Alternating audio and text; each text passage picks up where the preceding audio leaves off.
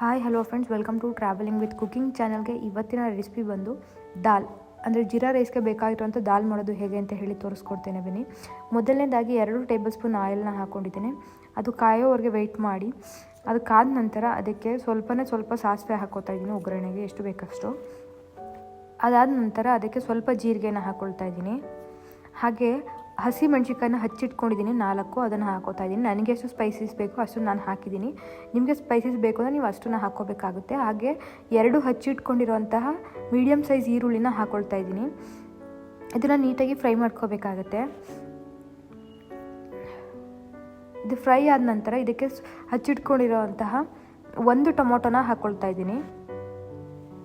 ಈಗ ಇದನ್ನು ನೀಟಾಗಿ ಸ್ವಲ್ಪ ಬ್ರೌನ್ ಕಲರ್ ಬರೋವರೆಗೂ ಇದನ್ನು ನಾವೇನು ಮಾಡಬೇಕಾಗುತ್ತೆ, ಫ್ರೈ ಮಾಡಬೇಕಾಗತ್ತೆ. ನೀಟಾಗಿ ನೋಡಿ ಫ್ರೈ ಮಾಡ್ಕೊಳ್ತಾ ಇದ್ದೀನಿ.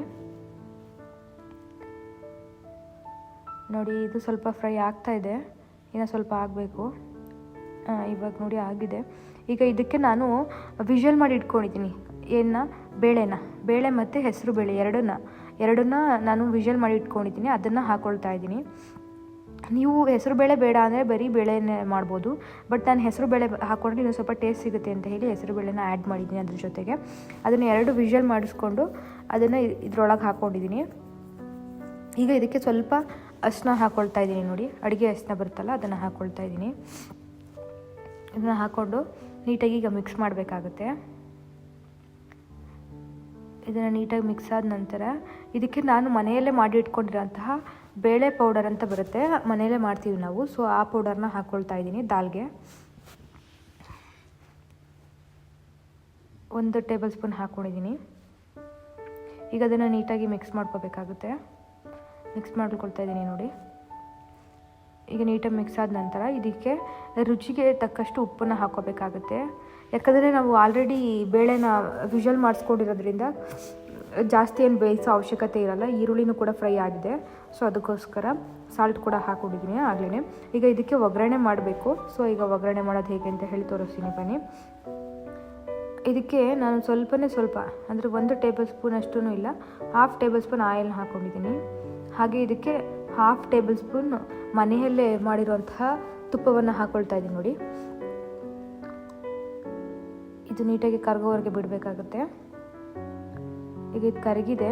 ಸೊ ಇದಕ್ಕೆ ಒಂದೇ ಒಂದು ಒಣಮೆಣ್ಸಿನ್ಕಾಯಿನ ಹಾಕ್ಕೊಳ್ತಾ ಇದ್ದೀನಿ ನಾನು.